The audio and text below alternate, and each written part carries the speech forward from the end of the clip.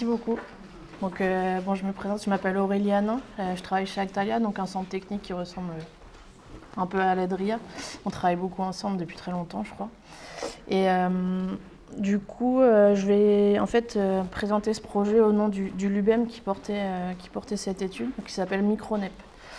Donc tout à l'heure, on a dit que effectivement le but c'était d'apporter des solutions nouvelles à l'agroalimentaire, mais pas seulement les transformateurs agroalimentaires, mais aussi tout ce qui gravite autour, c'est-à-dire les fournisseurs d'ingrédients, mais aussi les fournisseurs de solutions de nettoyage et désinfection.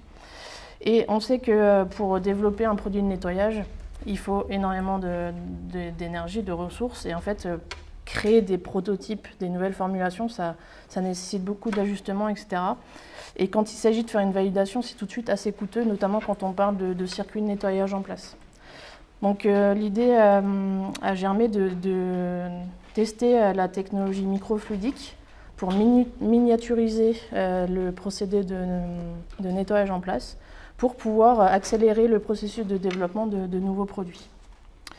Donc cette étude elle a été portée par le LUBEM et notamment Anne-Gabrielle Matteau, avec l'appui d'une postdoctorante qui était Manon Thomé. Et en tant que partenaire, il y avait donc Actalia que je représente et l'IRDL pour tout ce qui était microfluidique. Ce projet est terminé depuis un peu plus d'1 an et on est arrivé au stade du prototype de laboratoire. Donc comme je disais, en fait, les procédures de nettoyage, d'une manière générale, c'est essentiel.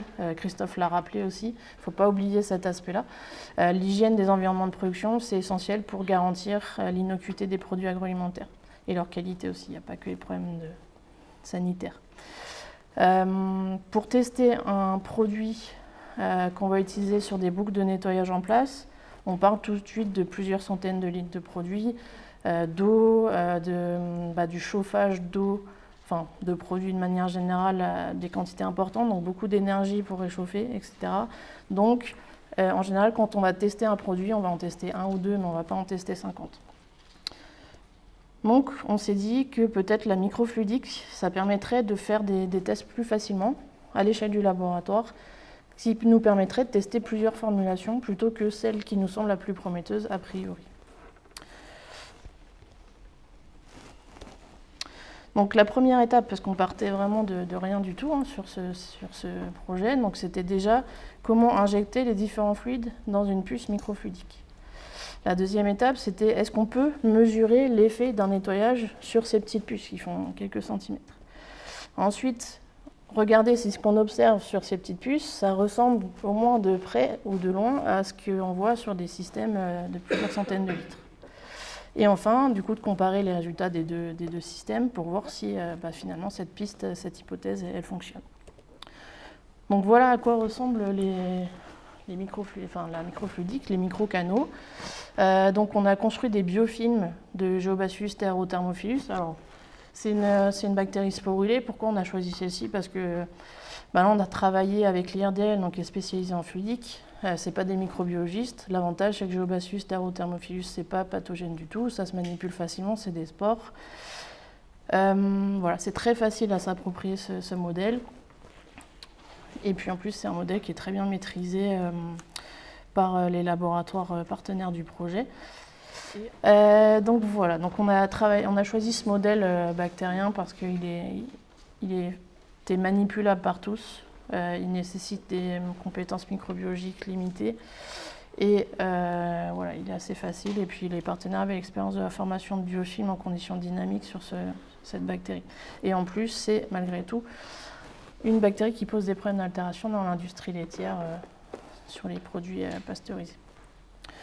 Donc la puce microfluidique, c'est ce que vous voyez là, donc c'est un composant en verre avec un système de microcanal. Donc là on est parti sur un microcanal droit, en tout cas pour la démonstration, mais il y a aussi des essais qui ont été menés sur des microcanaux avec des cryptes, des plots, etc. pour modéliser un peu l'effet de défaut de conception des lignes.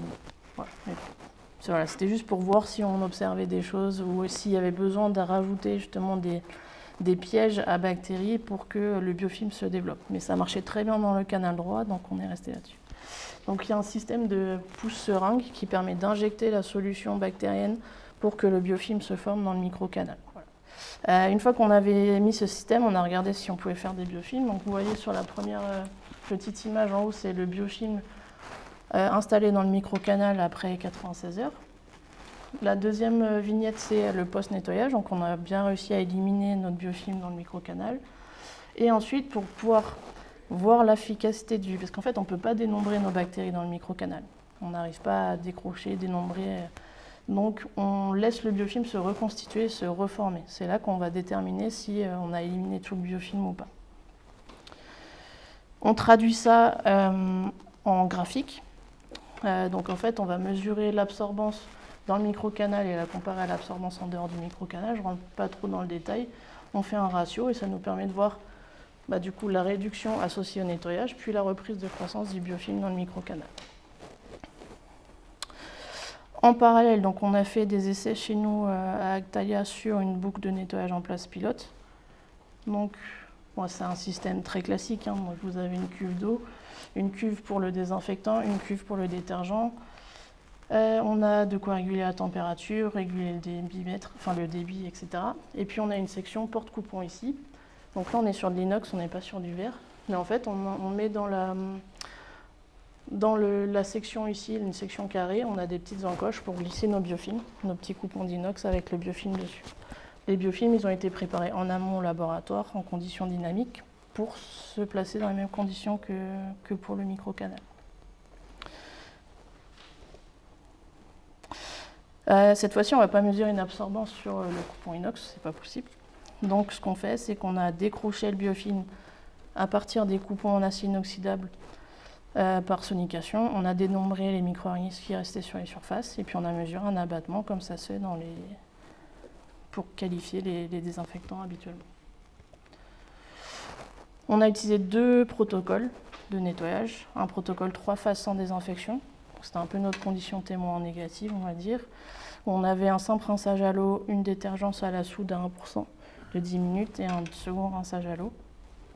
Et un second protocole 5 phases très classique utilisé dans l'industrie laitière, avec ces rinçages, détergence, rinçage comme précédemment, puis désinfection avec un produit qui s'appelle le Deptyl-PA5, c'est une solution d'acide peracétique stabilisée avec du peroxyde d'hydrogène et de l'acide acétique, donc à 2%, pendant 10 minutes, et on a rincé à l'eau à 2 degrés. On avait fait des essais préalables pour montrer qu'il n'y avait pas de différence entre 20 degrés et 50 degrés, donc on a fait au plus simple à 20 degrés. Donc voilà ce qu'on obtient sur les deux systèmes. Donc pour le microcanal, c'est le schéma que je vous l'ai montré tout à l'heure. Donc on a une réduction du biofilm puis une recroissance avec le protocole de détergence uniquement. Et ce qu'on observe sur la boucle de nettoyage en place, c'est qu'il n'y a pas d'inactivation du biofilm. Donc là, on est vraiment sur les bactéries viables cultivables. Ici, on est sur la quantité de matrice extracellulaire et quantité de biofilm.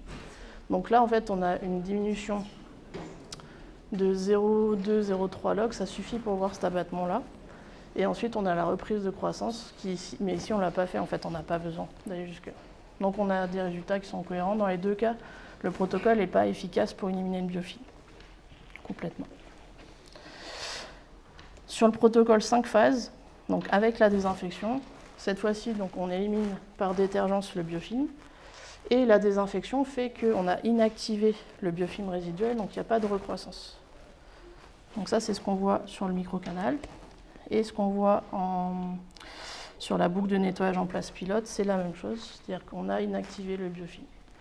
Donc en fait, on a plus le microcanal qui nous permet de qualifier la détergence quantitativement, et la boucle de nettoyage en place pilote qui nous permet de qualifier plus l'inactivation. Donc pour conclure, on a pu faire des essais pour qualifier une procédure de nettoyage en place en réduisant d'un facteur 100 000 le volume de produits nécessaire. Et on a une cohérence de résultats entre le système microfluidique et la boucle de nettoyage en place pilote. Donc on a validé la preuve de concept. Maintenant, en fait, il faudrait valider le système sur un nombre plus important de protocoles. Là, ça fonctionne bien sur ce protocole-là. Mais on aimerait développer un modèle quantitatif. Là, c'est un peu du tout ou rien. C'est où le biofilm repousse, ou il ne repousse pas. Pour un fabricant de solutions de détergence et de désinfection, on a besoin de traduire ça en réduction décimale de biofilm. Parce qu'en fait, pour qu'un produit soit qualifié de désinfectant, il doit réduire la quantité de micro-organismes d'un facteur de 5 log. Pour le désinfectant, on ne parle pas de biofilm. Pour les biofilms, il n'y a pas vraiment de valeur, mais en tout cas, on parle de réduction logarithmique. Là, avec nos valeurs d'absorbance, on a un pourcentage de réduction, mais on ne sait pas le traduire en abattement microbiologique. Donc l'idée, c'est de développer un modèle plus quantitatif, de tester des protocoles intermédiaires, comme on pourrait le faire avec des produits nouvellement formulés. C'est probablement pas du tout rien. Donc là, on est en train de réfléchir ensemble pour déposer justement une nouvelle demande de financement pour améliorer ce dispositif et voir si vraiment on pourrait le proposer à des fabricants de désinfectants ou de détergents. Parce qu'il manque cet aspect quantitatif pour l'instant. Voilà, je vous remercie. Mais c'est vrai qu'on est parti de rien du tout sur la microfluidique. Ça a mis beaucoup de temps de développement. Là, c'est vrai que c'est une slide. Mais en fait, ça a pris énormément de temps. Donc on a l'impression qu'il n'y a pas beaucoup de résultats, mais en fait, c'est énormément de travail derrière tout ça. Donc il nous manque encore un petit pas pour vraiment que le produit soit valorisable vraiment pour la cible.